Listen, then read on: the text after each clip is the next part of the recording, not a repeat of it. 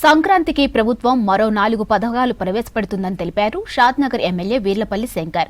BRS సర్కార్ 10 ఏళ్లలో ఒక్క రేషన్ కార్డు ఇవ్వలేదన్నారు. పేదల కోసం బీఆర్ఎస్ కట్టిన డబుల్ బెడ్రూమ్ ఇల్లు అసంపూర్ణంగా, నాణ్యత లేకుండా నిరుపయోగంగా మారాయన్నారు. ఇక కాంగ్రెస్ ప్రభుత్వం పేదలకు, రైతులకు అండగా ఉంటుందన్నారు. త్వరలోనే ఇందిరమ్మ ఇల్లు కట్టిస్తామని, రేషన్ కార్డులు ఇస్తామని చెప్పారు. సాగయ్యే భూములకు రైతు భరోసా ఇస్తామని చెప్పారు వీర్లపల్లి శంకర్.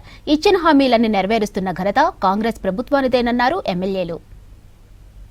ఈ ఉపాధి హామీ పథకం తేవడం జరిగింది.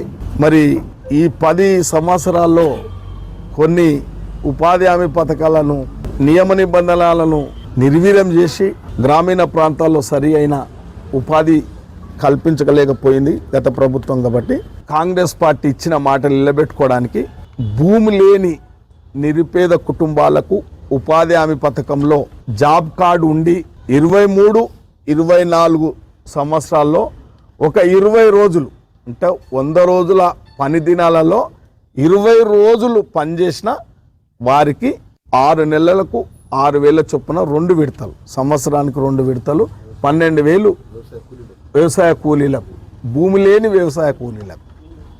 అంటే ఆ రోజుల్లో రైతు భరోసా రుణమాఫీ రైతులకే పోతుంది, వ్యవసాయ కూలీలకి ఏందనంటే రాహుల్ గాంధీ గారు, రేవంత్ రెడ్డి గారు ఇది ఆలోచన చేసి భూమి లేని వ్యవసాయ కూలీలకు దీంట్లో క్రైటీరియా ఎంపిక ఎలాగంటే ఉపాధి హామీ పథకంలో పార్టిసిపేటెడ్ అవుతున్నారు కాబట్టి, భూమి లేనిలో ఉపాధి హామీ పథకంలో పాల్గొంటారు కాబట్టి వాళ్లకు 20 రోజులు పనిచేసిన, 23-24లో 20 రోజులు పనిచేసిన దీనికి అర్హులు వాళ్ళు.